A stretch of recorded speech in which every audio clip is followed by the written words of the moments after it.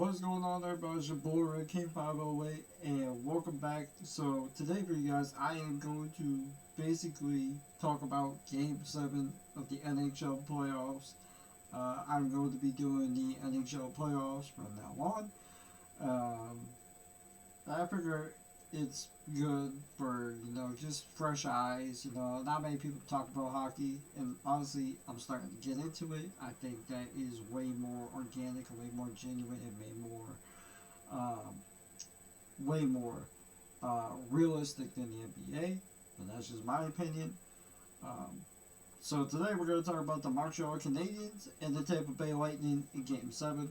My God, it was exactly that. It was a tough Game 7. It was a weird Game 7, but it was probably an interesting Game 7 nonetheless. So to kind of get y'all, my thought process on it was Montreal, um, they didn't shoot a whole lot. They only shot 9 times, which was odd considering the fact that they shot like I think 30 plus in Game 6. This was like the first time I've actually seen them shoot less, and I think it was I think they made NHL history by shooting um, the puck less in their franchise.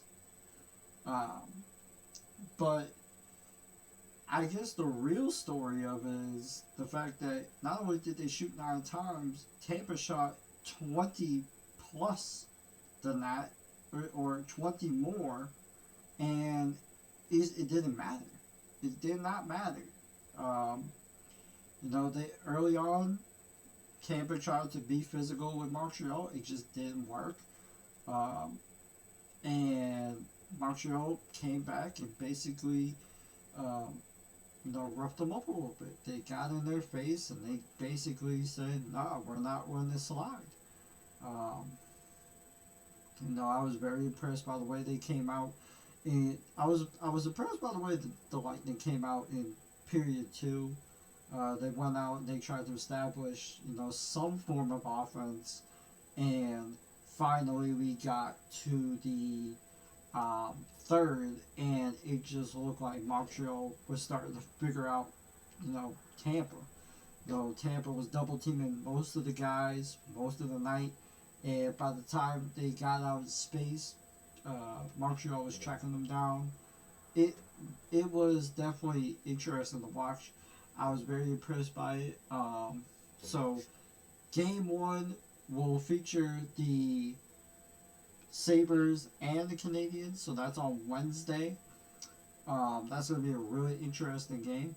And on top of this, Tampa lost, but this will be the first time since 2019 that we will not see a Florida team in the NHL in the Stanley Cup final.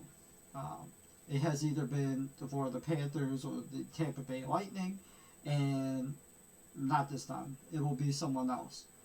Um, it's going to be interesting to see who gets to the Stanley Cup, because right now in the Eastern Conference you have Montreal, Buffalo, Carolina, and Philadelphia, whereas in the Western Conference you have Colorado, um, Colorado, Minnesota, um, Anaheim, and Vegas.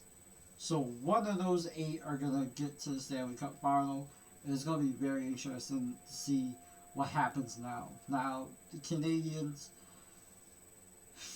it's gonna be, like I said, it's gonna be a very interesting game between them and Buffalo. Obviously, Philadelphia is already down 1-0 to the Carolina Hurricanes. And Carolina has played very well in these playoffs. They swept Ottawa, and they shut out Philadelphia yesterday. So it was very interesting to see. Um, then you have, obviously, you know, um, Buffalo they are a very good and young up and coming team. You know, they beat the Bruins in 6 games, but they they they surprise you in the scoring. They are a team that, like, even if they're down, you can't really count them out because they can get back into it real quick. I guess that's kind of the big thing with them. So Montreal's going to have a lot on their plate. This will be the first time since 1998 that Buffalo and Montreal have faced off, and who knows? You know, maybe Montreal can pull out with a win. Maybe Buffalo can pull out with a win. We don't know, but um, I can tell you this much: it's gonna be a dogfight. It's gonna be a dogfight, and it's gonna be really, really interesting to see.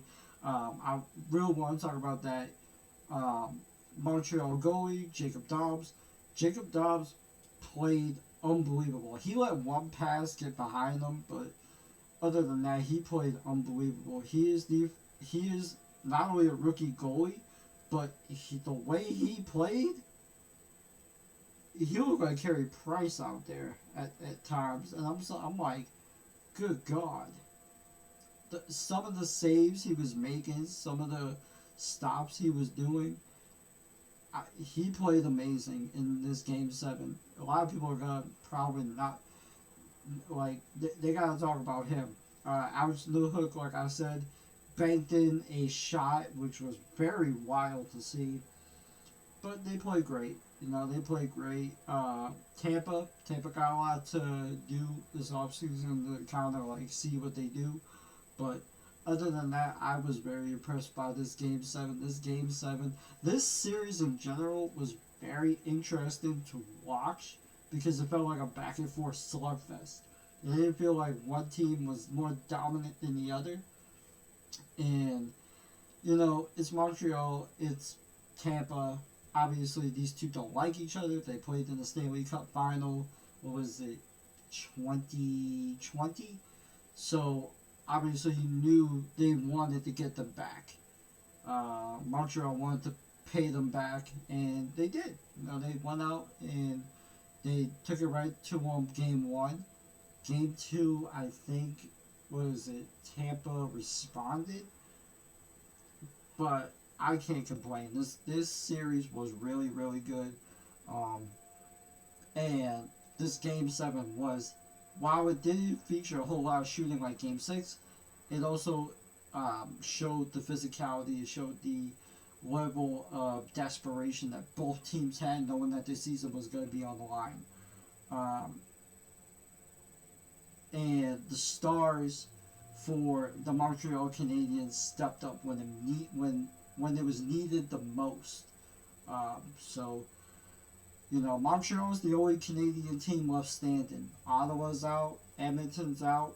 They're the only team left standing.